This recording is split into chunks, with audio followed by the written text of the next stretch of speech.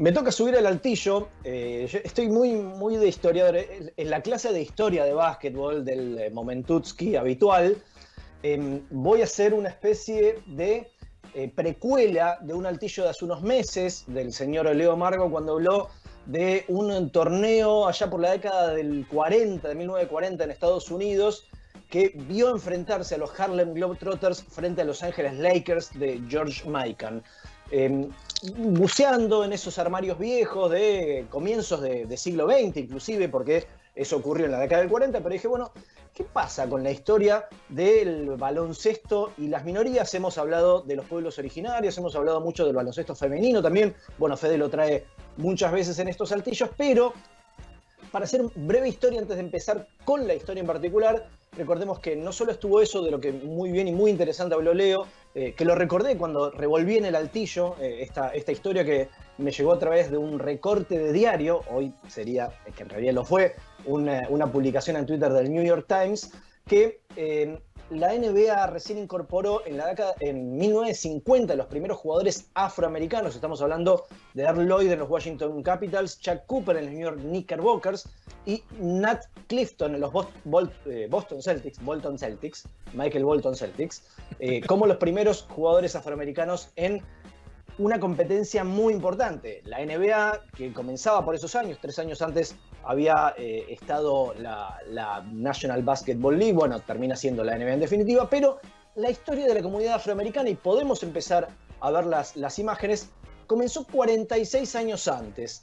Fue en 1904, y bueno, coincide con otro altillo, cuando el básquetbol es un deporte de exhibición en los Juegos Olímpicos de St. Louis, cuando los primeros afroamericanos jugaron al básquetbol, cuando tomaron la pelota y se organizaron para hacer esa actividad deportiva en una época muy complicada para la comunidad afroamericana. Fíjense los carteles que estábamos viendo, cómo eran tratados. En ciertos sectores de Estados Unidos hasta eran asesinados por simplemente el hecho de ser afroamericanos. Era una situación muy difícil, entonces más difícil era para ellos poder acceder al deporte.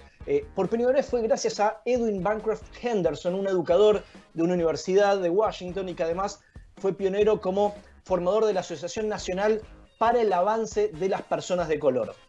Ante un fuerte rechazo de la sociedad, los afroamericanos se encontraron en el barrio de Harlem, no es casualidad todo eso, un refugio cultural, social y deportivo para poder realizar el deporte. Bueno, ahí en 1906 realmente empezó a estar estructurado a través de este señor que mencionaba recién. Y el básquetbol por esos años era un deporte que practicaban solo los blancos, la organización de torneos era solo de blancos y había un acercamiento con afroamericanos, pero realmente no había equipos armados, simplemente se juntaban en gimnasios entre comillas, eran subsuelos de iglesias, eran salones de baile que corrían las sillas, ponían 2 aros y se ponían a jugar.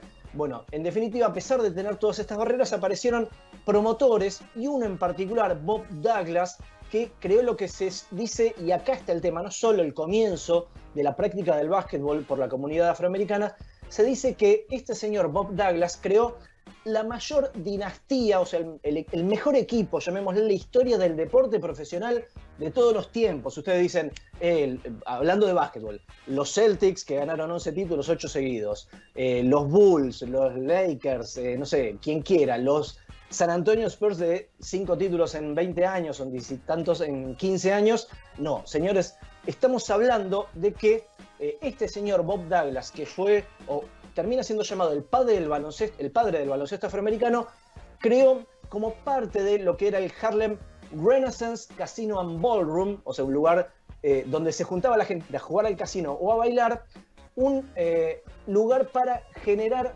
un equipo de básquetbol. En el corazón de una de las metrópolis más importantes del mundo de Nueva York, creó a los Harlem, o los New York en realidad, Renaissance, y que en esa época, y acá está la denominación, a los equipos que empezaban a formarse en comunidades afroamericanas se los llamaba los Black Fives. Five, obviamente, por el quinteto titular de un equipo de básquetbol, pero en ese caso era como los Black Fives, eran otro grupo conformado. Bueno, en definitiva, para que puedan ser vistos estos equipos, estos Black Fives, y en particular los New York Renaissance, pero como estaban en el corazón de una población muy importante para la comunidad afroamericana, se los llamaban los Harlem Rams. Renaissance se lo cortaba y se los llamaba los Harlem Rams. Pero a la par, muchos equipos se fueron formando también en no solo Nueva York, en Washington DC, en Pittsburgh, Filadelfia, Chicago y muchas otras ciudades, obviamente, estamos hablando de la población afroamericana, que incluían jugadores completamente amateurs, alguno que otro que cobraba alguna moneda y un par de profesionales. Y acá está la situación más importante. Estos Black Fives, o en particular los Harlem Rams, fueron considerados, y hablando de este equipo que creó este promotor, este empresario Bob Douglas, como el primer equipo profesional conformado por afroamericanos, y en todo esto tuvo que ver este señor Bob Douglas. Los equipos de color en esa época competían solamente entre ellos, los equipos de color, digo, por cómo lo llamaban, ustedes ahí veían los carteles, que hasta inclusive no podían entrar a hoteles, a restaurantes, había canillas con piletas para hombres blancos y hombres de color, digamos, era muy difícil la situación. Bueno, en definitiva, los Harlem Rams fueron los primeros que se quedaron con ese primer pequeño campeonato, el campeonato de jugadores o de equipos con jugadores afroamericanos. Intentaron permanentemente jugar ligas profesionales de blancos porque eran muy buen equipo los Harlem Rams, pero era denegado permanentemente. El único equipo que se le acercó brevemente a los Harlem Rams fueron, y te va a sonar, Leo, los Original Celtics, que por ahí los veíamos en el logo, con el logo del trébol, con casi la misma tipografía que hoy los Boston Celtics, pero este era un equipo del cual tomó los Boston Celtics, creado en Nueva York, pero un equipo de blancos. Bueno, hacían giras entre ellos, fue muy conocido el acercamiento que tuvo, y hasta cultural, estos Original Celtics con los Harlem Rams. Tuvieron una serie muy particular entre ellos de 3 juegos en la cual asistió mucha gente, pero bueno, los Original Celtics eran el mejor equipo de blancos del momento y barrieron la serie. En definitiva, esto hizo caer un poco la popularidad de, bueno, el deporte entonces no es tanto para la comunidad afroamericana, es más de los blancos, y en medio de también, estamos hablando década del 20, una situación del país muy difícil por la famosa Gran Depresión. El origen de los Harlem Rams, por lo menos la formación, la creación, es de 1923, cuando se dice que empezó realmente el básquetbol de afroamericanos realmente organizado. No solo eso, sino que el lugar donde jugaban, que es el famoso Renaissance Casino and Ballroom, empezó a caer en decadencia, empezaron a tener muchas deudas. ¿Y qué hicieron los Harlem Rams? Salieron de gira. Agarraron el micro, se fueron de gira, cobraban la entrada 35, 40, 50 centavos de dólar y empezaron a recaudar dinero. En esos años, los Harlem Rams jugaban entre 4 y 5 partidos por semana. No había descansos, dormían en el micro, no tenían ningún problema. Los muchachos jugaban, y no solo jugaban, también ganaban. Se dice que entre los años 1928 y 1929, los Harlem Rams ganaron el 90% de los partidos. Tráeme un Ginobili que tiene el 72% de victorias en la NBA a que me gane 90% de los partidos jugados. Por esos tiempos empezaron a aflorar los equipos afroamericanos, y el segundo famoso, y por lo menos con buen juego, que era admirado, eran, sí, los que hablamos al principio, pero estamos hablando todavía de la década del 20, comienzos de la década del 30, los Harlem Globetrotters, que como bien dijo Leo en aquel altillo de hace 3 meses, en esa época se crearon, pero en Chicago. No son de Harlem, lo que pasa es que Harlem era el corazón de la comunidad afroamericana y aprovecharon ese nombre. Entre ellos se creó obviamente una dura competencia que fue ganada más que nada por los Rams, porque los Harlem Globetrotters se dedicaron más a lo que era exhibición. Más allá que los partidos de exhibición de los Harlem Rams no podía ser solamente de básquetbol. Cuando iban a algún lugar a desplegar su habilidad deportiva, lo hacían con músicos de jazz, lo hacían con cantantes de jazz, lo hacían con bailarines de jazz, estamos hablando de la música de la época, y ellos mostraban su arte, digamos, no era el deporte. Si veíamos los negros, era el arte. Bueno, en definitiva, los Harlem Rams necesitaban, ante su rechazo, mostrarse ante mayor cantidad. Y vamos a hablar cuando finalmente fueron aceptados en ese campeonato mundial de baloncesto profesional que habló Leo en ese altillo, que empezó en 1939 que primero lo jugaban equipos solo de blancos, pero estos dos equipos de comunidad afroamericana fueron invitados, los Harlem Rens o los New York Renaissance y los Harlem Globetrotters. Bueno, había mucha disputa entre ellos, no se habían enfrentado nunca. Abe Saperstein, el famoso manager de los Harlem Globetrotters, rechazaba permanentemente los pedidos de este señor, el que está a la derecha, de Bob Douglas, bueno, de poder enfrentarse entre los supuestamente dos mejores equipos. Esa primera edición del World Professional Basketball Tournament en 1939, los Harlem Rens pasaron a una segunda ronda porque eran tan buenos, los consideraban, que bueno, los dejaron participar en una segunda ronda. Le ganaron 30-21 a los New York Yankees. Sí, los Yankees, pero bueno, en básquetbol en este caso.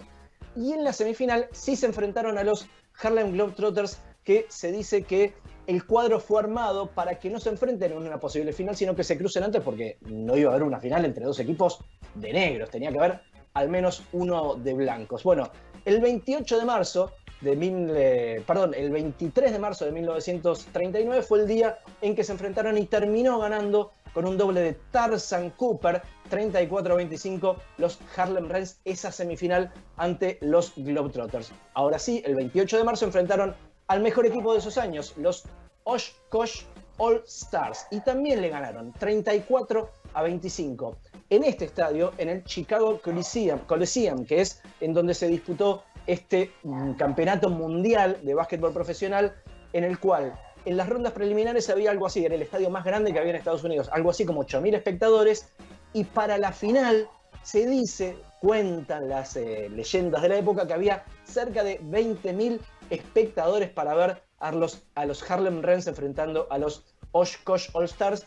34-25 ganaron los muchachos de Harlem. Un detalle de esta época, de este torneo: no había anillos como hoy hay en la NBA. Al campeón, en este caso los Harlem Rens, les regalaban a cada integrante una campera, una chaqueta que decía World Champions 1939. Con el detalle, estamos hablando de unos días después, con el detalle que al ser un equipo de afroamericanos que lo ganaron, le pusieron World Colored Champions. O sea, campeones mundiales de color, en un campeonato en el cual había equipos de color y equipos de blancos. Todo esto entre comillas, sepan entenderlo. Bueno, ¿qué hizo Bob Douglas y algunos de los integrantes? Agarraron una especie de navajas y le sacaron de color y quedaba en la chaqueta World Champions como detalle. Para demostrar que eran el mejor equipo, además, ese año los Harlem Rens ganaron 110 partidos de 117 jugados, el 94%. Habían ganado el 90% antes. Bueno, cada año iban mejorando esa performance, el 94%.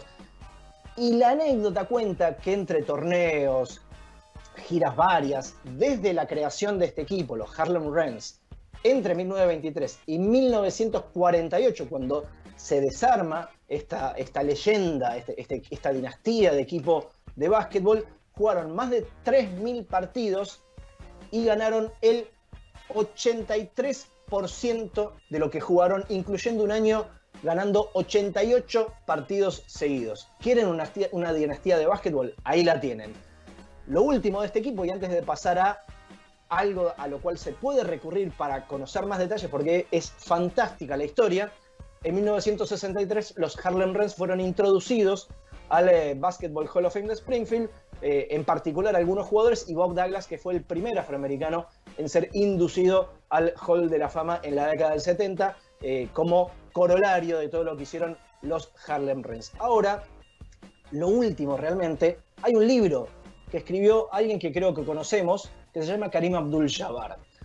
Justamente, habías hablado, Fede, en tu altillo, mirá qué link que metemos. Kareem Abdul-Jabbar escribió un libro sobre los Harlem Rens que se llama On the Shoulders of Giants, y en 2011 hace este documental que estamos viendo, que está dirigido por Débora Morales y escrito, así como el libro, escrito el guión por Kareem Abdul-Jabbar, para contar la historia de los New York Renaissance o los Harlem Rens. Inicia con una pregunta que dice: ¿cuál crees que fue el mejor equipo o el equipo más grande en la historia del básquetbol? Y estos señores que están acá, tanto los conocemos, ¿no? Bill Russell, Jerry West, Jerry Reinsdorf y Marquise Hines, de los Harlem Globetrotters, cada uno dice, bueno, el mío, cada uno obviamente tiene sus argumentos. Y Kareem Abdul-Jabbar les dice: pero ¿saben qué? Les voy a hablar de un equipo del cual nunca han oído hablar la historia de los Harlem Reigns. En este documental, insisto, tiene una manera de narrarlo, Kareem Abdul-Jabbar, y de llevarlo adelante. Él es el conductor de los diferentes momentos, hablando con jugadores como Grant Hill, entrenadores Hubie Brown, con David Stern, el comisionado fallecido ya de la NBA, Spike Lee, Samuel L. Jackson, Carmelo Anthony, está Herbie Hancock, habla también uno de los mejores músicos de jazz junto con Wynton Marsalis, James Worthy, Clyde Drexler, Charles Barkley, Julius Erving. Este documental es fantástico para contar esta historia que de entrada es muy duro porque cuenta la realidad de la población afroamericana en Estados Unidos y después el desarrollo de cómo se generó el movimiento deportivo del básquetbol en Nueva York, en Harlem en particular, cómo encontraron ese ámbito para poder desarrollarlo. Esta historia la empecé en el New York Times, la terminé en este documental On the Shoulders of Giants, y otro link, Fede, me ayudó mucho Javi Juárez para encontrar este documental y poder retratarlo por lo menos visualmente y recomendárselos, que es fantástico. Es muy, muy interesante ver este documental de cómo se originaron los Harlem Reigns, la dinastía más importante en la historia del básquetbol de todos los tiempos. Impresionante. Dos cosas, Pablo, realmente siempre el link histórico tuyo siempre está bueno verlo, está bueno repasarlo. Fíjate cómo hay un paralelismo, y no para hacerlo demasiado extenso, cómo hay un paralelismo con las aborígenes que contabas vos la vez pasada, que no tenían desarrollo local y tuvieron que salir a recorrer los Estados Unidos para tratar de hacer algo. Bueno, a estos muchachos le pasaba algo parecido. Y segundo, que me olvidé dentro de mi altillo, pero obviamente el agradecimiento a Ivana Verbanás, que el martes hicimos un post-programa productivo, porque nos quedamos hasta tarde como siempre, pero estuvimos armando de a poquito el altillo de las chicas. Así que solamente esas dos cositas. Hay mucha colaboración, por lo que veo. Bien, bien. Sí, bueno, pero también a ver, no es que uno pida, sino que como que... Se acerca la gente, claro. Quiere subir al altillo. En realidad, el único hasta ahora que entró fue Javi Juárez, pero a Ivana imagino que la dejaste... ahí, por ahora no entra nadie más. No, perdón. El primero en entrar fue Emiliano Iriondo. Claro. Tenés razón. El primer invitado, que en realidad es mi parte del programa, así que de invitado tiene nada, fue Emi. Que además no solo hizo un altillo al aire él, sino que también yo les conté hace un par de programas que me ayudó con 2 altillos ya. Así que no es el primero, el señor Javier Juárez, a quien le mandamos un abrazo muy grande, al igual que a Ivo Hermanas, ambos parte de Extra Pase, Ivo también parte de Minuto para las Pibas. Es el momento. Tratemos de cuidar el peso que puede bancar el altillo, porque digo, si lo llenamos demasiado de gente, digo, por ahí el piso no aguanta y nos vamos todos. No, 2 por turno, o sea, nosotros más el acompañante. Claro.